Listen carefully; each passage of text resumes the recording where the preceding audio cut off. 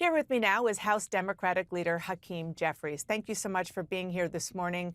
I want to start with what you released this past week, a list of 10 proposed reforms, including but not limited to a mandate for judicial warrants to search private property and a ban on masks, also a mandate for agents to wear body cameras. Now, Republicans say they are open to some of these, but others, especially the specifics on judicial warrants, are non-starters. Only 5 days now until the Department of Homeland Security will shut down. Are you willing to accept anything less than this full list of demands? Not at this point. We start with a basic premise that taxpayer dollars should be used to make life more affordable for everyday Americans, not brutalize or kill American citizens like Renee Nicole Good or Alex Preddy. We know that ICE is completely and totally out of control. They've gone way too far, and the American people want them reined in.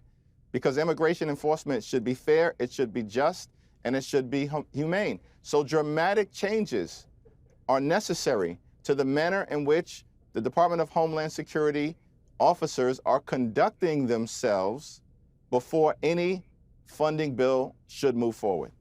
So you say very clearly that this, and it's clear in your proposals, this is about reining in ICE and the CBP.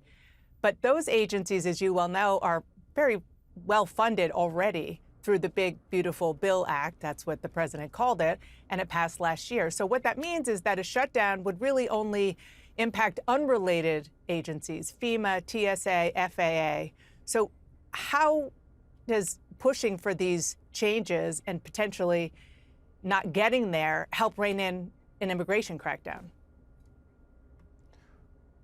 Well, our plan is to get there on behalf of the American people. That's why we need to press forward aggressively and ensure that there are legislative changes enacted as part of any DHS spending bill, because that's the way that you change behavior. And these are common sense changes. Things like mandatory body cameras. Judicial warrants should absolutely be required before ICE agents can storm private property and rip everyday Americans out of their homes in such a violent fashion. Of course, we need to make sure that there are no masks so that ICE is conducting itself like every other law enforcement agency in the country. That shouldn't be controversial. It shouldn't be controversial that we are demanding that the Fourth Amendment constitutional protections are adhered to as it relates to the way in which ICE is conducting itself. We also need to make sure that state and local officials have the ability to conduct independent investigations so that when ICE or CBP or other officers violate the law, they can be investigated and prosecuted and held accountable for those violations of state and local law, not being able to govern themselves with impunity, which is the case right now. Just real quick, are there any negotiations going on about these reforms that you want? Unfortunately, we haven't heard back from the White House or Mike Johnson or Speaker or Leader Thune in terms of the demands that we've put on the table, common sense demands on behalf of the American people. And so in our view, the ball is in the court right now of the Republicans. Either they're going to agree to. I want to turn to a big debate about elections. The president said this week or this past week, that he wanted to nationalize elections at the White House and on Capitol Hill. They say that what they mean legislatively is pushing what they call the SAVE Act, which would mandate Americans show proof of citizenship like a birth certificate and also potentially more information about their registration to vote.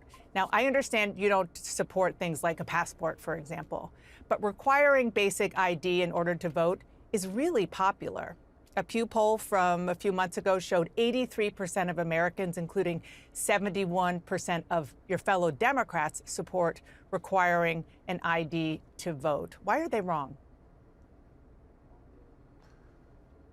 I haven't said that they're wrong. We know that states are the ones who are empowered to conduct elections, and every state should be allowed to decide the best way to proceed to ensure that there's a free and fair election. Here in New York, there are, in fact, voter identification requirements. The question is that what Republicans are trying to do is to engage in clear and blatant voter suppression. They know that if there's a free and fair election in November, they're going to lose. In fact, Republicans have been losing every single election since Donald Trump was sworn in January of last year, including most recently decisively in Texas, and of course, losing all across the country, up and down the ballot in the November off-year elections in places like New Jersey or Virginia or New York. Yeah, and they've been losing. I mean, Virginia is a good example. They have a requirement to show your ID, and Democrats won very, very handily across the way. So why not maybe even just take that off the table and say, okay, maybe not a passport or birth certificate, but show ID? Well, first of all, every state is empowered to be able to make the decision on their own, and we completely and totally support that. What Donald Trump wants to do is try to nationalize the election, translation, steal it, and we're not going to let it happen. We stopped them in terms of their gerrymandering efforts, where they were going to try to redraw congressional maps in red states throughout the nation, not expect Democrats to respond forcefully, and try to rig the midterms. They failed. We've stopped Donald Trump from being able to federalize the National Guard, which we believe was probably part of some toxic attempt to unleash troops on American cities all across the nation and intimidate people from voting. And we're going to stop him from nationalizing the election. This is going to be a free and fair election. It's going to be conducted like every other election, where states and localities have the ability to administer the laws. I do want to ask about a video that President Trump shared, a racist video, and it depicted former President Obama, First Lady Michelle Obama as apes. About 12 hours later, the White House blamed a staffer for the post, removed it, but the president says he doesn't need to apologize because he didn't make a mistake. He definitively needs to apologize. It was a disgusting video, and the president was rightly and appropriately and forcefully denounced by people all across the country, Democrats and even a handful of Republicans who finally showed some backbone in pushing back against the president's malignant, bottom feeder-like behavior. I do want to quickly ask about something else that the president wanted to do. He asked your counterpart in the Senate, Chuck Schumer, for the chance to rename both Dulles Airport and also Penn Station after him.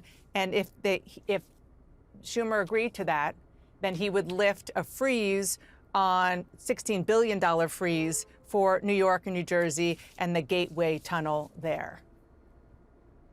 What's your reaction to that? Listen, it's another example of Donald Trump trying to force presidential graffiti down the throats of the American people. It's completely and totally unacceptable. Of course, I'm a hard no, as I believe is the case with Leader Schumer, House and Senate Democrats.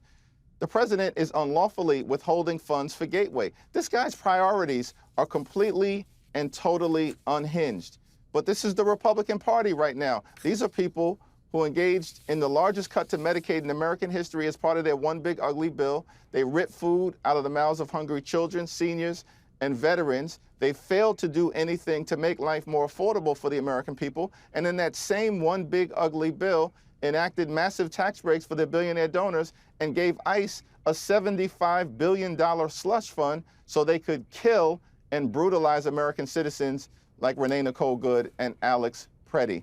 These people are completely and totally out of control. The American people know it, which is why we're going to continue to press the case to lower the high cost of living, to fix our broken healthcare system, to clean up corruption, and to actually get things done as Democrats for the American people.